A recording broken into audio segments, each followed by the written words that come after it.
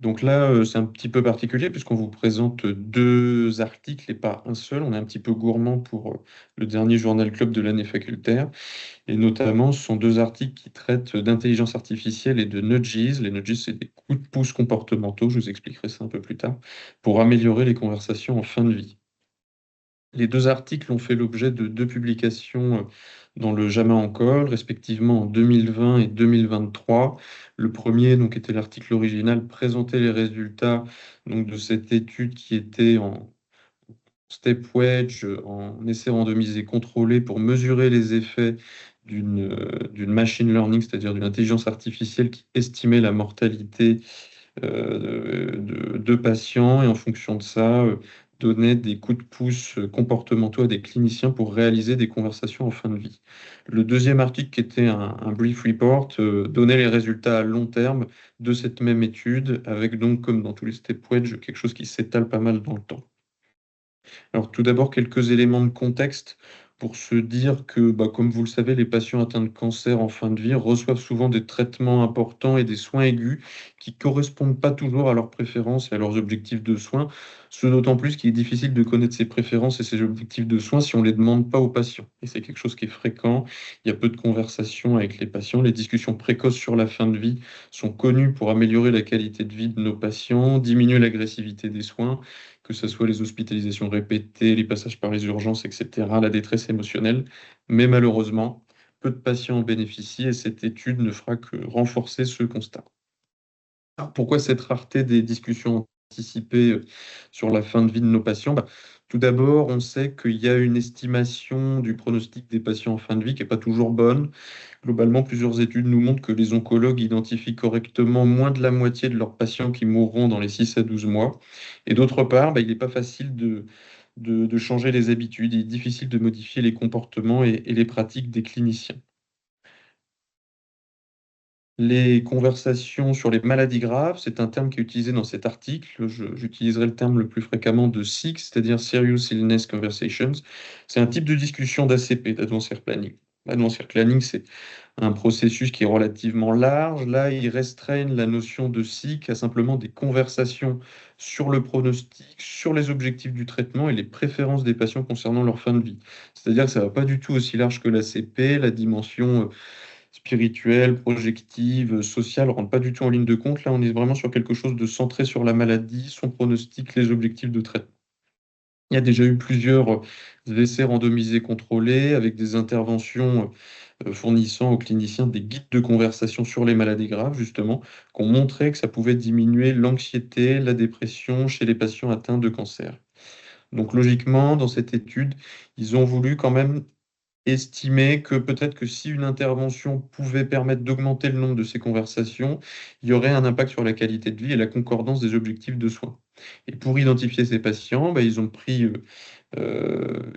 acte que dans certaines études, notamment publiées en 2019, il y avait déjà des algorithmes d'intelligence artificielle qui avaient pu être reconnus pour estimer assez précisément le risque de mortalité à 180 jours.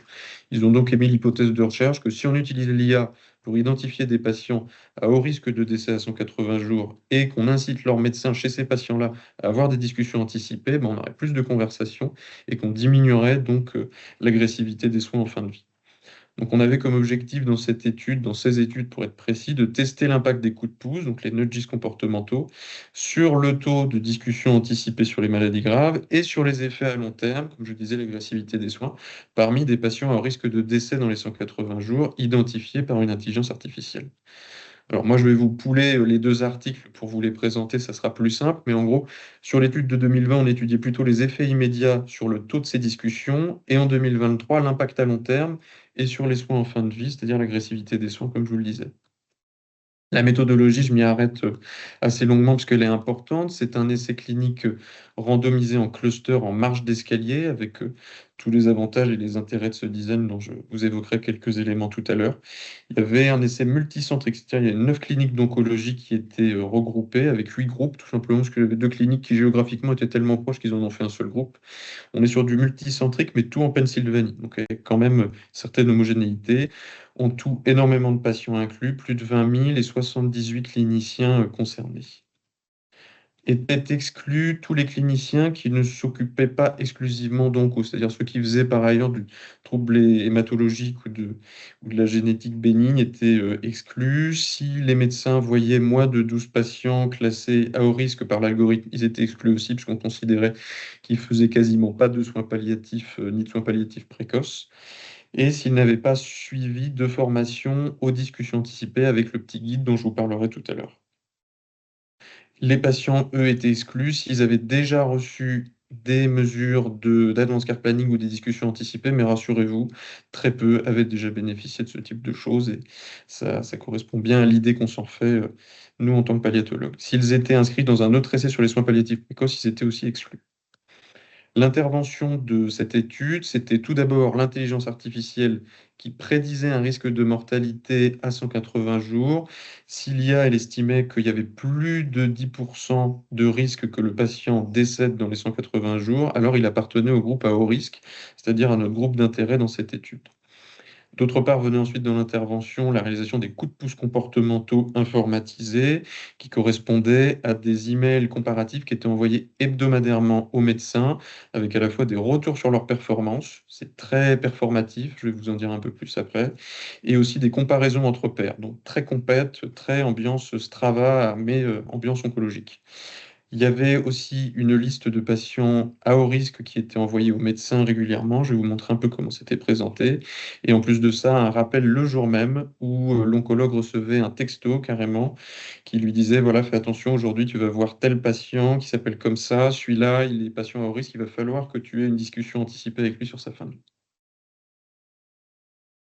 Voilà à quoi ressemblaient les guides de conversation qui pouvaient être donnés en formation préalable à tous les médecins qui participaient à l'essai.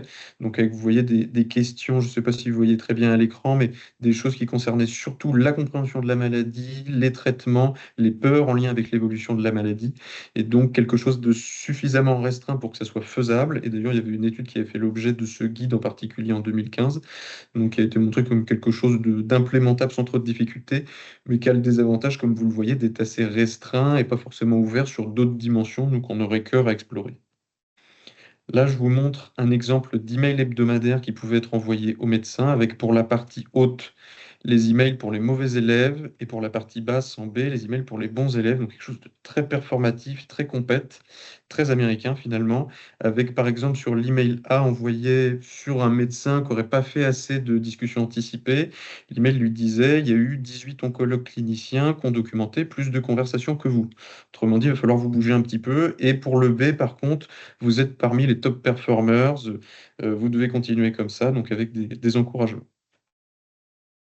Concernant le design de cette étude, là, je vous présente un petit schéma pour vous montrer comment ça s'est déroulé. Alors, comme toutes les études en step wedge, on est donc sur une randomisation avec plusieurs clusters en marche d'escalier, avec initialement une période d'observation qui correspond tout simplement au fait que chaque cluster sert de contrôle puis de groupe d'intervention à des temps différents, ce qui présente de nombreux avantages, évidemment, puisque tous les groupes reçoivent l'intervention, ce qui est plus acceptable dans ce genre de situation quand éthiquement on a comme idée présupposer que l'intervention va être bénéfique, ce qui est le cas ici malgré tout. Et donc chaque cluster contribue à la fois aux périodes de contrôle et d'intervention, ce qui augmente quand même la possibilité d'une puissance statistique.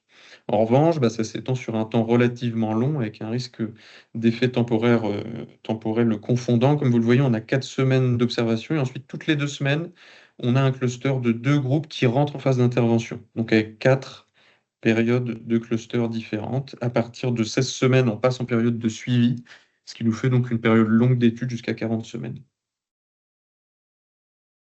L'étude de 2020, elle s'étendait donc sur 20 semaines avec la mesure de l'effet immédiat sur les conversations, et celle de 2023, elle est jusqu'à 40 semaines avec donc une mesure de l'effet durable et de l'agressivité des soins à distance. L'analyse s'est faite en intention de traiter avec un ajustement par centre et par cluster, et d'autre part un ajustement des erreurs standards au niveau de l'oncologue, c'est-à-dire qu'on analysait en tenant compte de la corrélation entre patients suivis par un même oncologue. Les critères de jugement principaux, comme je vous l'ai déjà un petit peu dit, c'était le taux de discussion anticipée, et en critère secondaire, on avait l'admission en soins palliatifs et les durées de séjour, l'admission en réanimation avec comme cut-off d'agressivité des soins, une admission en réa dans les 30 jours précédant le décès, tandis que pour les traitements systémiques en fin de vie, on était sur un cut-off à 14 jours, ce qui sont des choses qu'on voit un petit peu déjà dans la littérature en termes de cut-off. Les décès à l'hôpital étaient aussi des critères secondaires évalués en jugement ici. Concernant les résultats de cette étude, je vais vous en présenter les résultats principaux sur ces deux travaux. C'était une belle réussite de réussir à avoir plus de 20 000 patients sur la période d'étude totale, avec un âge moyen de 60 ans, 54% de femmes. Comme vous le voyez ici, il y avait environ 5 520 patients à haut risque de décès et pour autant seulement 1 417 décès constatés, donc 6,9% des patients, alors qu'étaient estimés à haut risque, comme vous le voyez, quasiment un quart des patients de la population totale. On pourra en dire un mot en discussion. Concernant le critère de jugement principal, on voit qu'on avait une significativité concernant l'efficacité de l'intervention sur les conversations en fin de vie, à savoir que dans notre population cible, les patients à haut risque de décès, on avait des conversations qui passaient du groupe contrôle de 3,4% à 13,5% de manière significative. Et cet effet était mesuré aussi chez tout patient, passant de 1,3% à 4,6%. Comme vous le voyez, on avait quand même des chiffres de départ dans les deux groupes, dans tous les cas, qui étaient relativement bas. Je vous rappelle qu'on est en soins oncologiques, donc avec moins de 5% de patients qui avaient déjà préalablement reçu ce type de discussion. Il y avait aussi des chiffres qui nous donnaient concernant l'Advanced Care Planning, processus de manière un petit peu plus générale et couvrant plus largement que les SIC. Ceci dit, sans trop nous préciser exactement ce qu'ils entendaient par ACP, ni ce que ça recouvrait. Alors, on s'en fait une idée, mais pour autant, c'est mal décrit dans les deux articles. Et on avait là aussi des résultats pour autant qui étaient significatifs, avec une augmentation des recueils d'Advanced Care Planning dans les deux populations à haut risque comme tout patient. L'effet était durable et prolongé jusqu'à 6 mois, avec une hausse des conversations, même chez les patients non ciblés. Concernant l'agressivité des soins en fin de vie, ce qui était positif, c'est qu'on voit qu'on avait moins de chimio réalisés dans les 14 jours précédant le décès, avec une diminution d'environ 25%, on passe de 10,4 à 7,5 points dans cette population-là, et avec par contre pas d'effet significatif, mais plutôt des tendances, on va dire, sur les décès intra-hospitaliers, les passages en réa et la durée d'hospitalisation. Je vais laisser la parole à Dan maintenant pour la discussion, si tu es dans les parages, Dan, et puis je peux continuer à passer les diapos si ça te va. Ouais, c'est bon, je vous ai rejoint. Pour la discussion, pour reprendre une synthèse des résultats que vous avez présenté, Simon, l'intervention a permis d'augmenter significativement le taux de discussion anticipée et de consultation, on va dire, d'avance care planning. À la fois chez les patients à haut risque qui étaient les plus ceux à qui c'était destiné, mais aussi avec un effet, on va dire, hors cible, donc chez les non haut risque, ce qui montre qu'il y a eu un effet peut-être sur les pratiques de l'oncologue de manière générale, avec plus 2% de discussion anticipée. Et avec un effet qui n'était pas uniquement sur les premières semaines, mais qui a été maintenu dans le temps. Et un effet sur la réduction des traitements systémiques en fin de vie. En plus donc, de ces résultats intéressants, les avantages et les points intéressants de cette étude étaient donc qui, au niveau de la méthodo, ils ont quand même réussi à inclure, comme l'a dit Simon, énormément de patients, parce que ça représentait 20 000 patients et un certain nombre aussi d'oncologues sur plusieurs centres. Le fait que ce soit un essai quand même randomisé, contrôlé, multicentrique, un cluster, fait que c'était assez rigoureux. Un des points positifs aussi, c'est la formation qui a été proposée, qui était proposée aux oncologues. C'est quand même assez intéressant. Et puis, l'utilisation assez innovante de l'outil d'IA avec vraiment une application pratique, voir comment ces outils peuvent être intégrés dans notre quotidien. Il y a eu une analyse récente, une nouvelle étude en lien avec cette intervention qui essaie de voir est-ce qu'il y avait aussi des bénéfices en dépenses de santé. Et cette étude montrait qu'il y avait effectivement une réduction des dépenses quotidiennes moyennes sur les 6 derniers mois par rapport au groupe contrôle. Et cette réduction des dépenses était liée à la fois sur la réduction des dépenses liées au traitement systémique, liées aux consultations, aux soins externes et aux traitements autres, donc non systémiques.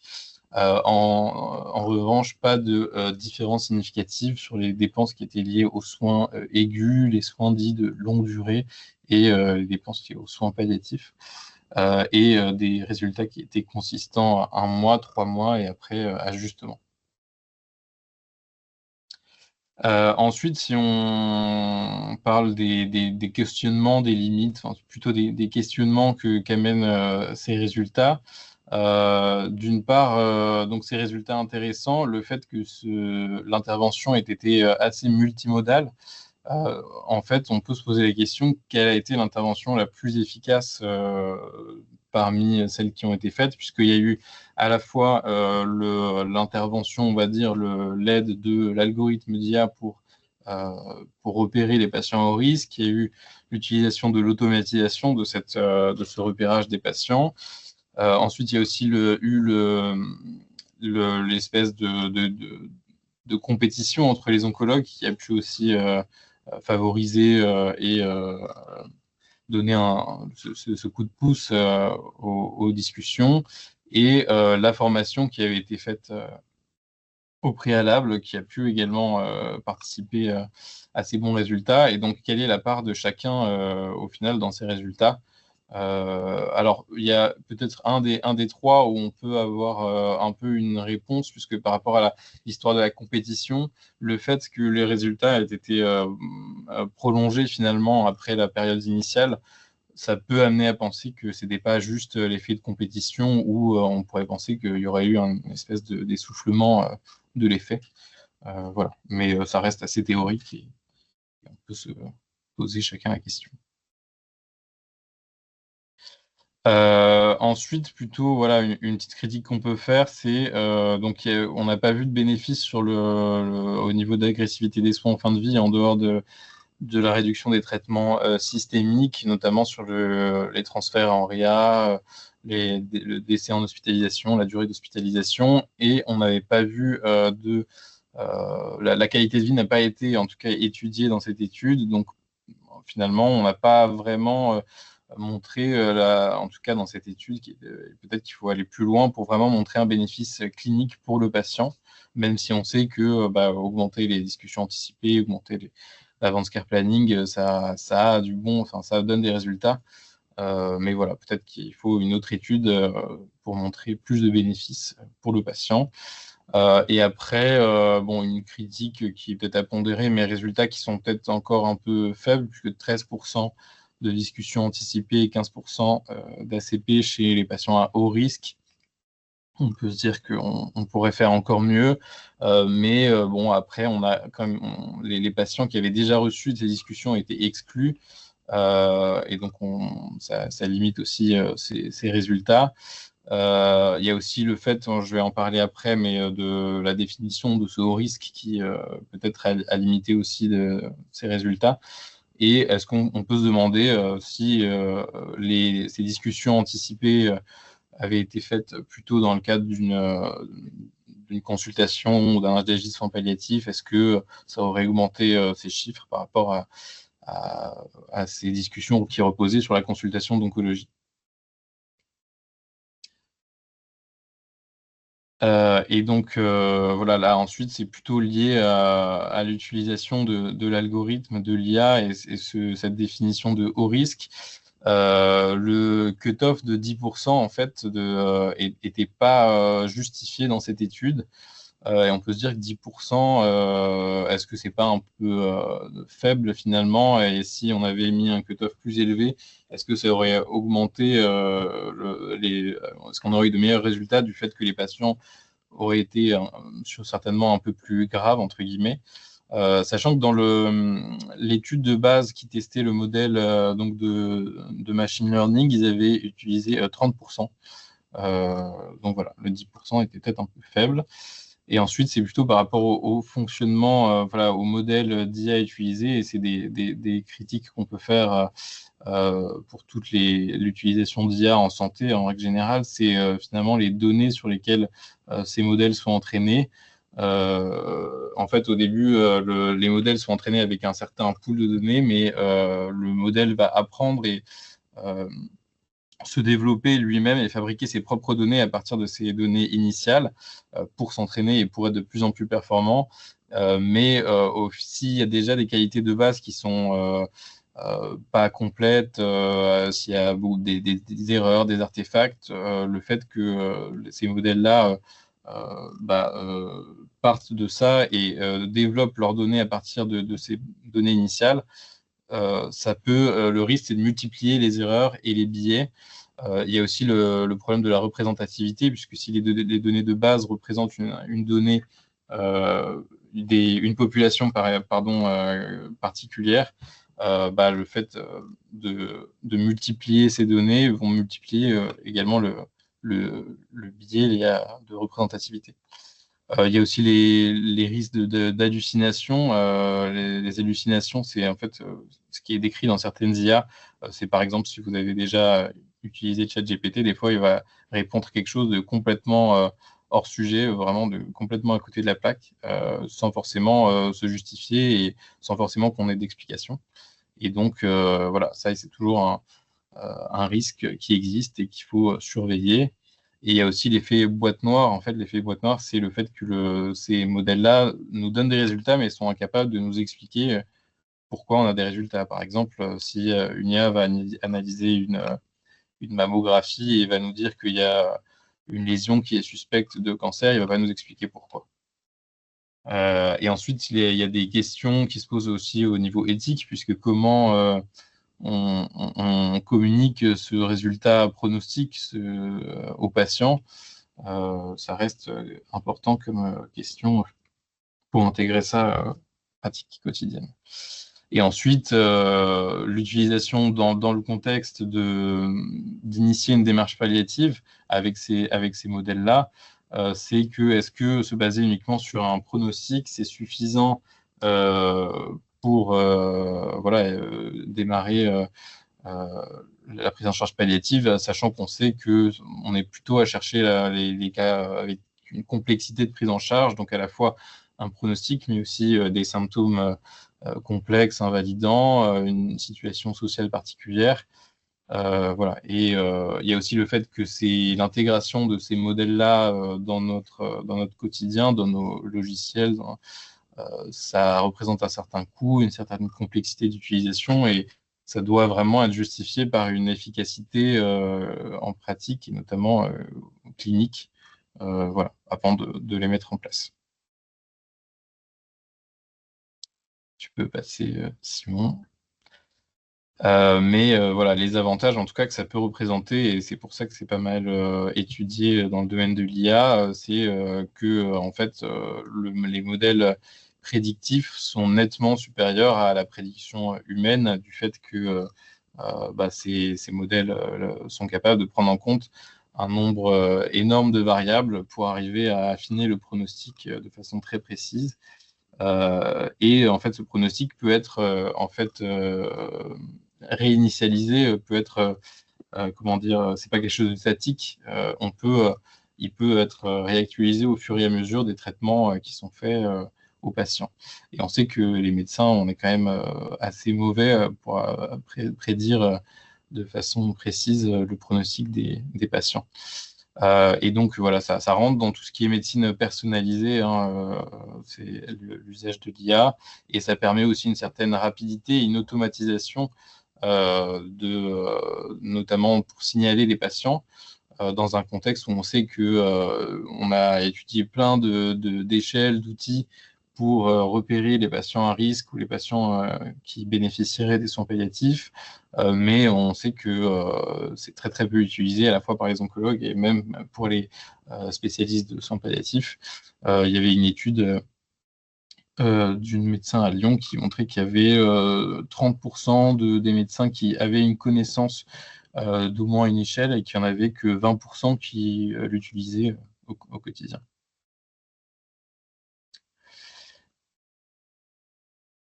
Et donc les perspectives, c'est à la fois donc continuer peut-être à étudier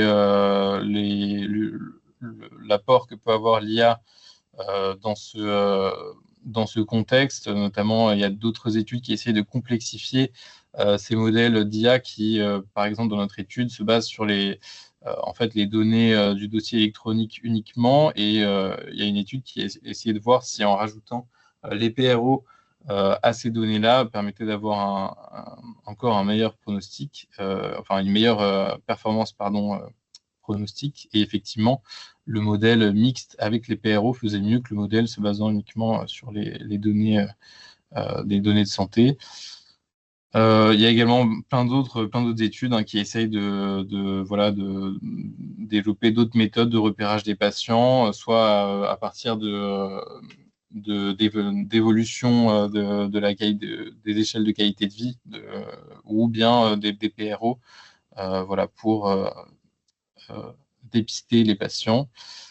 Et il y a d'autres méthodes comportementales qu'on a vues dans cette étude qui sont aussi à l'étude, dans l'étude BIAPAL, où ils utilisaient là non pas une IA, mais un algorithme qui était restreint sur quelques critères du NCCN, et avec un score qui était obtenu de façon automatique et qui signalait de la même façon les patients à haut risque, et qui a montré des bons résultats en augmentation, en tout cas, des consultations en soins palliatifs, et en diminution des chimiothérapies en fin de vie.